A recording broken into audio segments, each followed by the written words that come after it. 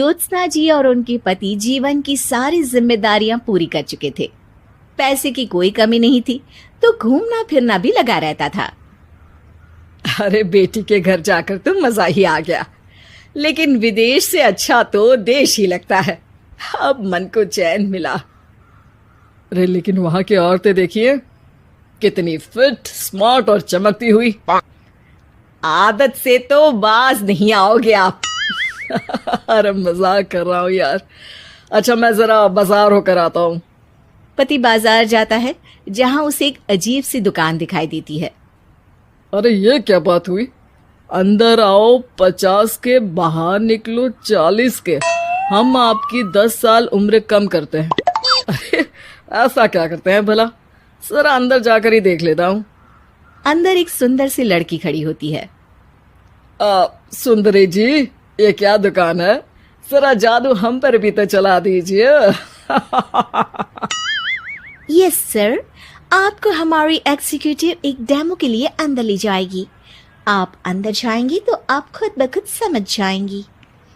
पति अंदर जाता है, जहां सेल्स गर्ल मिलकर पति को नकली बाल, नकली दांत, रंग बिरंगी कपड़े के साथ रंगीन चश्मा लगा देती है।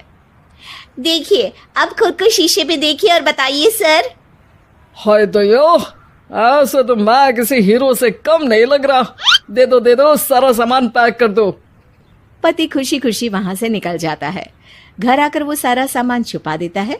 फिर अगली शाम, सुनो मैं वॉक पर जा रहा हूँ। इस वक्त?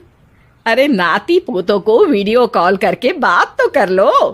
अब हाँ, आकर करता हूँ ना, पक्का पक्का। पति बाहर जाकर सारा मेकअप करता है और मार्केट में घूमता है, जहां उसे एक स्मार्ट सी महिला दिखती है। क्या आपको मुझसे कोई काम है? नहीं नहीं, आप तो बहुत हैंडसम है। थैंक्स। वैसे आप भी कम नहीं है। वैसे क्या उम्र होगी आपकी? लगता कितने का हूँ? 40 के तो पूरे लगते हैं। अब क्या था, 50 साल के पति को कोई 40 का बोल दी तो? वैसे तो कम का हूँ, लेकिन टेंशन के कारण थोड़ा उम्र में बड़ा देखने लगा हूँ। ओह सच्ची? आप 40 के पूरे नहीं हो? अरे छोड़िए ना, चलिए मैं आपको कॉफी पिलाता हूँ। यहाँ की कॉफी काफी शानदार होती है। दोनों में दोस्ती हो जाती है और फिर चल पड़ता है सिलसिला रोज रोज के घूमने फिरने और मजे करने का। अब सारा दिन पतिदेव फोन पर। अरे नाश्ता तो कर लीजिए, क्या सारा दिन फोन पर लगे रहते हैं? अरे यार जरूरी काम कर रहा हूं मैं। रिटायर हो, पेंशन मिलती है, कोई काम नहीं है, फिर कौन सा जरूरी काम आन पड़ा आजकल? अरे एक प्रोजेक्ट के सोशल नेटवर्किंग का काम है, उसी पर काम कर रहा हूँ। ठीक है, चलो अब नाश्ता कर लो, देर हो रही है। पति अपना नकली सारा सामान बिस्तर के पास छुपा कर सोता, सुबह चुपके से पहनकर बाहर जाता और घर आने पर उतार देता। एक दिन पड़ोसन कहती है, अरे ज्योत्सना बहन, तुम लोगों के घर कोई हैंडसम सा आदमी रहने आया है क्या? अरे कहाँ यार, मैं और ये दो ही तो लोग हैं घर में। हैंडसम सी शक्ल देखे तो मुझे भी जमाना हो गया है। अरे पता नहीं, वो जाता तो तुम्हारे ही घर में है, क्या पता कौन होगा। अरे तुम्हारी उम्र हो रही है ना, और भाई साहब को भी गए 5 साल हो गए, शायद इसीलिए अब सारे हैंडसम नजर आ रहे होंगे। पड़ोसन भी ज्योत्सना की बात पर मुस्कुराकर वहां से चली जाती है। एक दिन, अरे सुनो जी, बहू बेटा और पोता आ रहे हैं, कुछ दिनों के लिए वो हमारे साथ ही रहेंगे। अरे शिट यार, ये क्या है? बेटे ने तो कर ली शादी, अब क्या करने आ रहा है यहाँ पर? अरे कैसी बात कर रहे हो जी, इस उम्र में तो माता पिता तरसते हैं कि बच्चे आखिर साथ रहे, लेकिन आप हैं कि। अरे ठीक है ना, लेकिन अब देखो सभी व्यस्त हैं अपनी जिंदगी में। ये लोग आएंगे रहेंगे, कितनी डिस्टर्ब हो जाएगी लाइफ। कैसी बात कर रहे हो? अरे जैसे बहुत हैपनिंग है ना तुम्हारी लाइफ, तो जो बच्चों के आने से डिस्टर्ब हो जाएगी। अरे दिन काटने मुश्किल होते हैं, बच्चे आ जाएंगे तो थोड़ा दिन रात पता तो चलेगा। ओफो, ठीक है, लेकिन बोल देना कि ना कोई मेरे कमरे में आए, ना मेरी लाइफ पे दखल दे कि मैं कहाँ जा रहा हूँ, क्या कर रहा हूँ, समझी? खैर, वो दिन भी आ जाता है जब बहू, बेटा और पोता उन लोगों के घर आते हैं।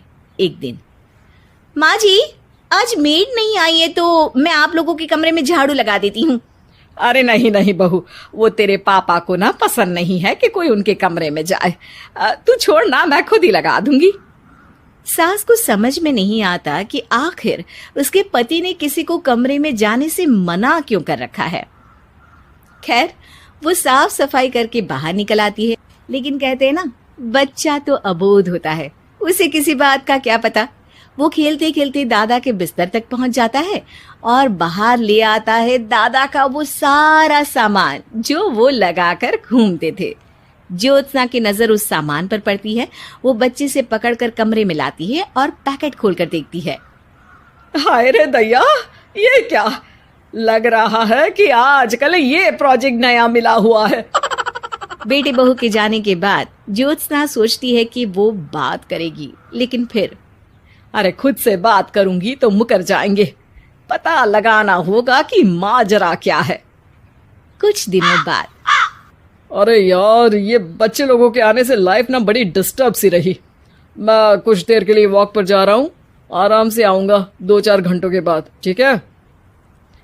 मैं क्या सोच रही हूँ कि मैं भी आपके साथ चलती हूँ। अरे थोड़ा रिलैक्स मैं भी तो हो जाऊं।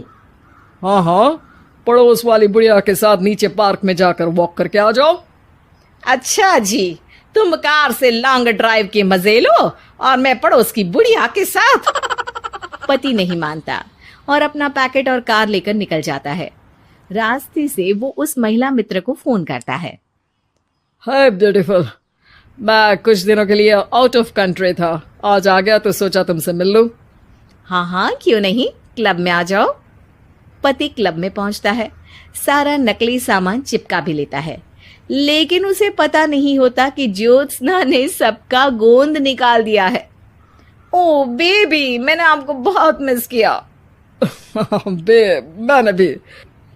लेकिन वो जैसे ही हंसता है, उसके नकली बाल गिरकर हाथ में आ जाते हैं, जिससे उसका सर गंजा दिखता है। ओ ये क्या!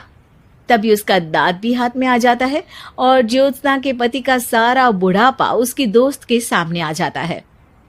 हे भगवान, अंकल जी, कौन है आप? कैसी बात कर रही हो अंकल? मैं तो तुम्हारा दोस्त हूँ। अरे पर हो तो अंकल ही ना। नकली दांत, नकली बाल और क्या क्या नकली है। पति को गुस्सा आ जाता है। वो महिला के बाल पकड़कर खींचता है, जिसके बाद उसका बाल भी उसके हाथ में आ जाता है और महिला के सारे पके बाल सामने आ जाते हैं। ओह, तो तुम भी उसी दुकान से हो? जाओ 50 की निकलो 40 के। हाँ, बढ़िया आई मुझे अंकल कहने वाली। लेकिन ये समझ में नहीं आ रहा कि मेरे बाल और दांत बाहर कैसे आ गए। तभी वहां ज्योत्सना आ जाती है। जी, मेरी वजह से। चलिए इन आंटी जी को नमस्ते कहिए, फिर घर चलते हैं और वहां मैं बनाऊंगी आपको 40 का।